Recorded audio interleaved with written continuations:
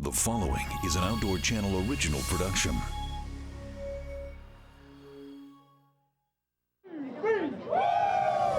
One of the most successful team owners in NASCAR history takes to the rugged Wyoming terrain in pursuit of a mature bull. Hunting out here is so much mental. When your body says, I'm done, you gotta keep going, because if you want that trophy, you gotta work for it. Now on Realtree's NASCAR Outdoors.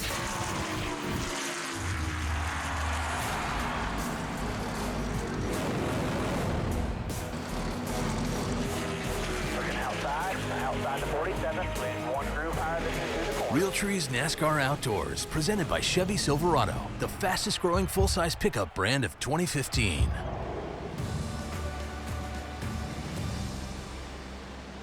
Hello everybody, I'm Bill Jordan, and many of you already know that I live for the outdoors. But like a lot of you folks, I'm also a big fan of the sport of NASCAR. The passion, the power, and the pursuit of victory. It's one of the most intense and exciting sporting events in America. Here on Realtree's NASCAR Outdoors, I have a chance to take some of the sport's biggest names out here in my world. Good friends, a common passion for the outdoors, and a great getaway from the fast-paced world at the track. This week, my good friend and NASCAR team owner Richard Childress is hunting elk in Wyoming. Celebrating his 46th year as a CEO of Richard Childress Racing, Richard has built what is widely considered one of the most legendary organizations in motorsports history.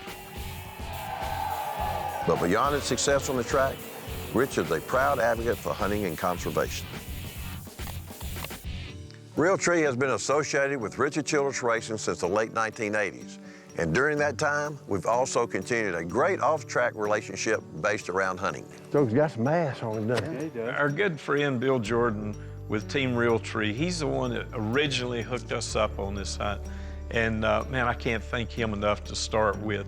It's really a neat deal to be able to spend time together and spend time with Paul Menard and Austin and Ty, my two grandsons. And you know, they've been hunting with me since they were kids. So to still have them hunt with me now when they're racing and working and got other things in their life, that's pretty cool.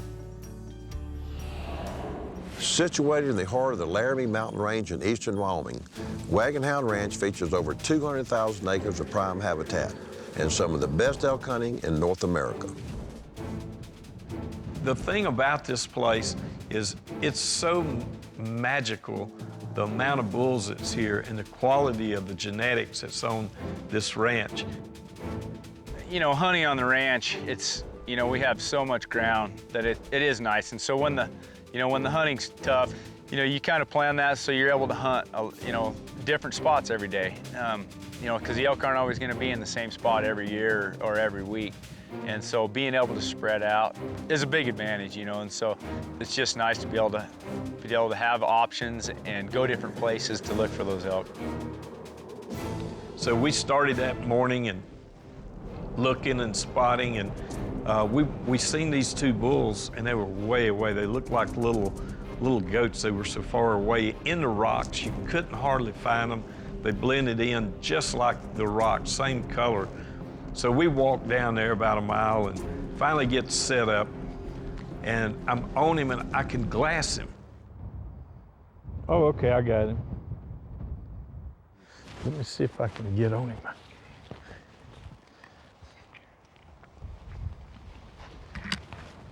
But I could not get the scope on him. And he was probably 450 yards. And I feel comfortable shooting that far if I got a great rest. But I know that day the wind was blowing too hard, and we just kept watching them and watching them. Yeah. I didn't feel comfortable with the windage that I had to try to put in it, shooting across the valley like that. I knew that it was going to be a tough shot. He's 450 and moving up the hill. I don't think I'll take a shot at him right there. It's just too far. See him going up the hill? Yeah. Wow. Maybe we can try to cut him off somewhere or figure something else. So we didn't take it, and he wandered on off, and we climbed back out of that mountain. But it was a great hunt, a great stalk. We just couldn't get close enough to get a good, comfortable shot. Experience prevails, and just like in racing, Richard knows that persistence, patience, and a lot of hard work are all part of producing a successful hunt. We just kept working our way in, and watching. And there was the big bull. I could see his horns, so we knew we had to make things happen. Next on Realtree's NASCAR Outdoors.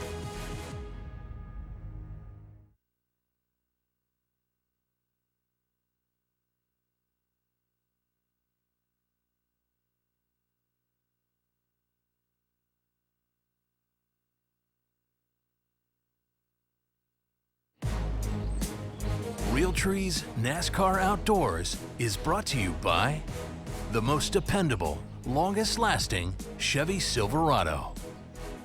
By Bass Pro Shops, your adventure starts here. And by Bill Jordan's Realtree, family, friends, and the outdoors.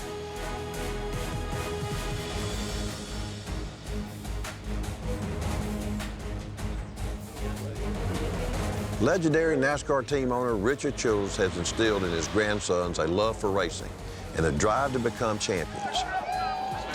But along the way, he's also shared with them his passion for the outdoors and the meaning of conservation.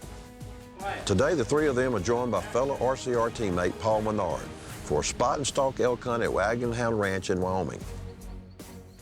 And it hasn't taken long for Richard's grandson Ty to seize an opportunity. Yeah, shoot, Ty, you helped this bull out.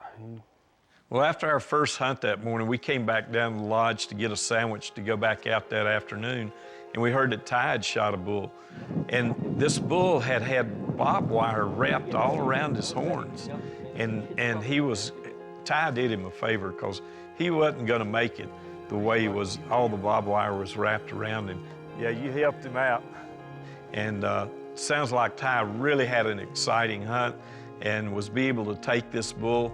I was so happy for him. I went up there and man, he was just smiling and we hugged. And it's great when you can enjoy it with your grandsons.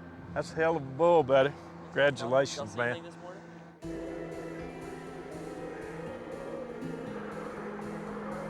When Ty had done shot out and Justin, they were helping us look for bulls. So we went around and we found them and went down there and said, y'all seen anything? He said, there's some bulls right up here. And because we hadn't seen anything, we weren't far apart, so we went down there and he said, they're right back up in here. So we started glassing and they were probably a mile or a mile and a half up this drainage. Come down now. I think I see him. Is he kind of behind the... He's tucked in that. Standing on the rocks. So we discussed it, and Chad and Justin talked about how we should do it. And we went around, probably drove around 2 or 3 miles and then made this steep climb up this big gully back there to get on top. And once we got on top, we had to do a lot of walking and side hilling to get around to where these bulls were. Don't reckon they're kind of in behind down in that hole, do you? It might be. And just kind of walking their way down. And it got too dark on us too quick, and we just couldn't get on them, not to make a good clean shot, and we couldn't pick out the bull we wanted, and it just wasn't meant to be able to get a good clean shot on them. We didn't really ruffle them up or nothing, so we knew they'd be there today. And first thing this morning, we took out and started looking for them. And as we went around a corner, I spotted them. And I told our guide, Chad, I said, Chad, right there they are. You know, we'd been glassing on the way up. And I couldn't see but 2 of them that was just kind of standing out there eating. And then we stopped, we glassed, and we said, well, let's get our truck on out here. And we drove way around the corner, got way back up on the hill, and started our stalk from up there. And we just kept working our way in and watching. And there was the big bull. I could see his horns. He was stuck back in between, looked like a cave, but it was just some rocks. And I knew he was a good bull, and so did Chad. So we kept sliding down. We get over there close to where we were at, and we eased in and got in a position to where we could see them pretty good. They're a long ways away. If we can get over and go down, get a little closer, let's go get a closer look at them. Okay. careful. And we slid all the way down the mountain, come all the way down, got in the bottom, got where they couldn't see us, we couldn't see them, and started our stalk. And at that time, we knew that this was going to be about our last shot. It was the last day. We're getting ready to go to Phoenix to the race. So we knew we had to make things happen. After a hard hike, Richard and his guide finally worked their way into a range of a big bull. We had lost sight of all of them but one, and we could tell he was a good bull. Wasn't positive it was the best one, but we knew it was a good bull. But here in the rugged hills of Wyoming, anything can happen. Coming up on Realtree's NASCAR Outdoors.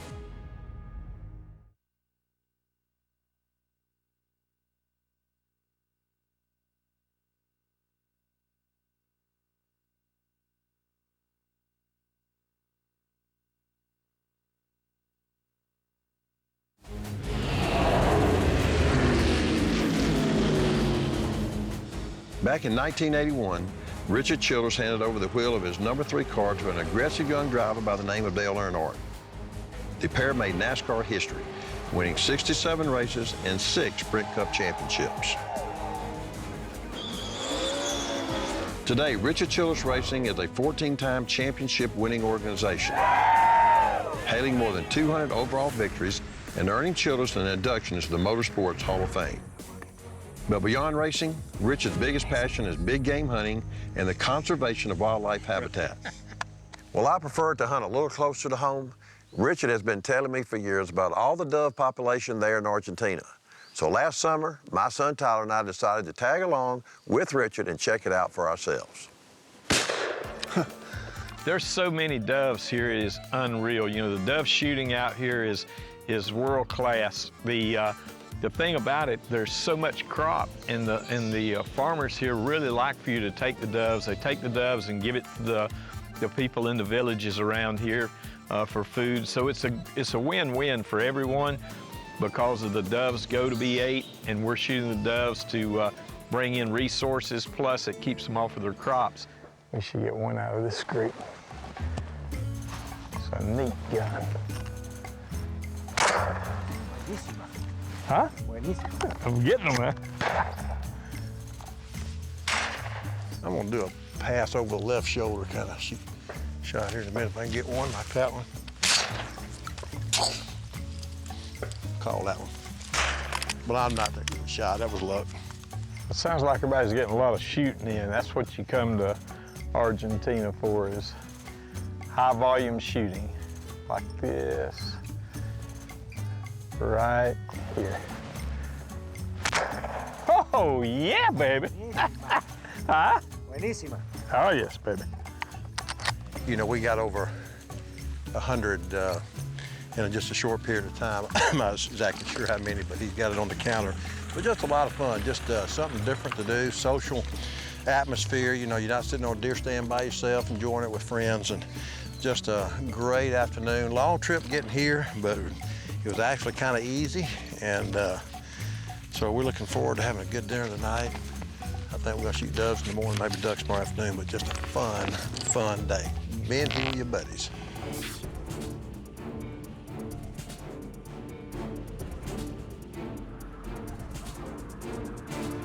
Back in Wyoming, Richard and his grandsons continued their hunt with Wagonhound Outfitters. And after a couple of hard days of hiking and searching, Childress is in hot pursuit of a big, mature bull.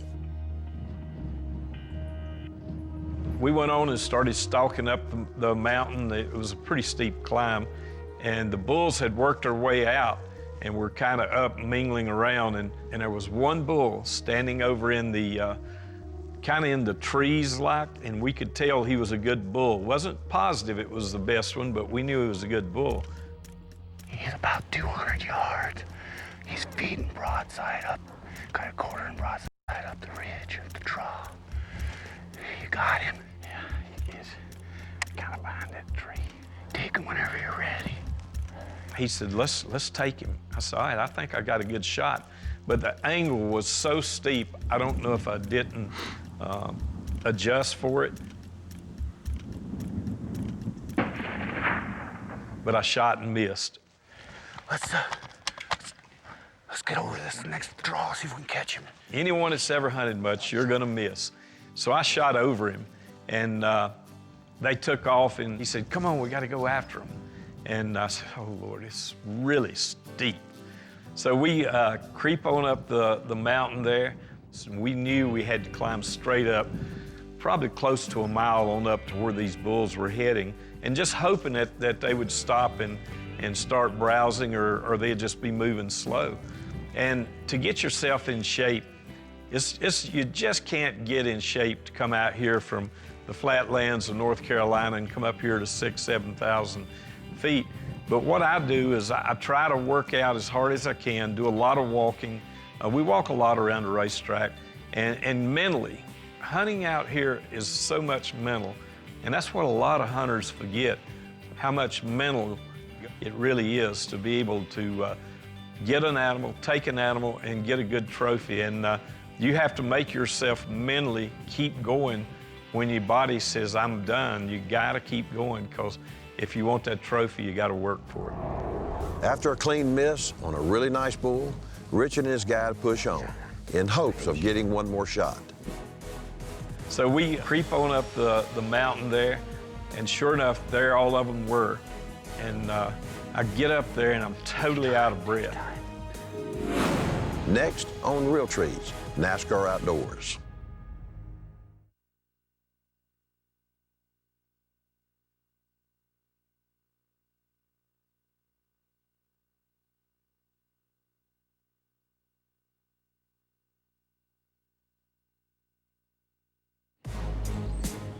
Realtree's NASCAR Outdoors is brought to you by the most dependable, longest-lasting Chevy Silverado. By Bass Pro Shops, your adventure starts here. And by Bill Jordan's Realtree, family, friends, and the outdoors.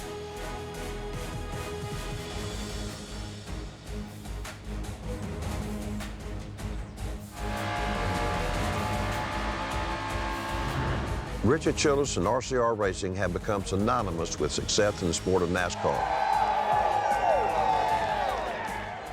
But off the track, Richard pursues his passion for hunting with just as much drive and determination. Here at Wagonhound Ranch, he and his guide have been working to close the distance on a mature Wyoming bull. Down to his last day of the hunt, this is his last chance to make something happen. We finally get up there. I kept having to stop. He looked back and motioned for him to come on. I said, my heart, I don't want to blow up. So we creep on up the mountain there, and sure enough, there all of them were. And they're working from left to right. And I get up there and I'm totally out of breath. They're right up there. Let's get on this rock. I'll throw my backpack on that rock. He's right up there. Let me get my breath just a little more. We're going to have to go to the...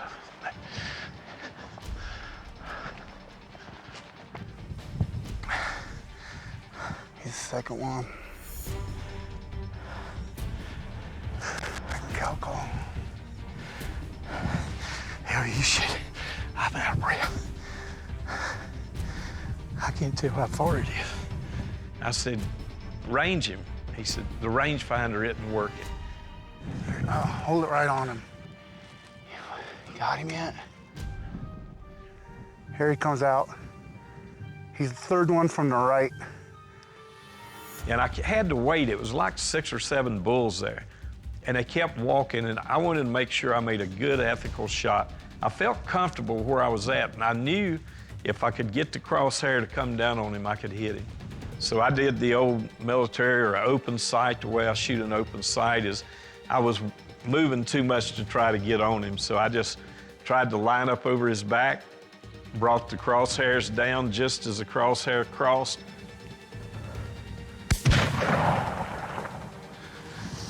Is he down? You hit him good and put another one in him. Okay. Yeah, hold on, no, there's a second. He's right, there's a second one right on him. He's the third one. He's right behind the second one. I can't. I'm scared to shoot there. Don't shoot. I heard that one hit. Yeah. Stay on him. Now you can shoot him. And about time that I was ready to throw another one at him, he went down. Down he went. Did he? Yeah, you got him. I seen him in the scope go down. Yeah. He's down. I was out of breath. Good job. Thank you, buddy. And I was so relieved after missing him at 200 yards and then being able to make a shot like that. You know, it was just meant to be that day. Good job. Let's go get him. Let's get him. Whew. So once we got there, got up and we seen how good the bull was, we got up and we celebrated. It was really a cool deal. 7 by 7. 7 by 7. All right. That is cool. 6, 7. Thank you again. Yeah, you're welcome. But man, the genetics here at the Wagonhound is unbelievable. I mean, Austin and Ty both have already got really nice bulls, and I hope Paul gets his this morning, and man, we'll have a heck of a successful hunt that way. We'll all be after it this evening. Now the real work begins, getting him out of here. Sure. It's a family thing that we've been able to work all over the years, and for him to set us up on these hunts like this, I can't say enough but thank you, Bill, and thank Realtree and Team Realtree for everything they do.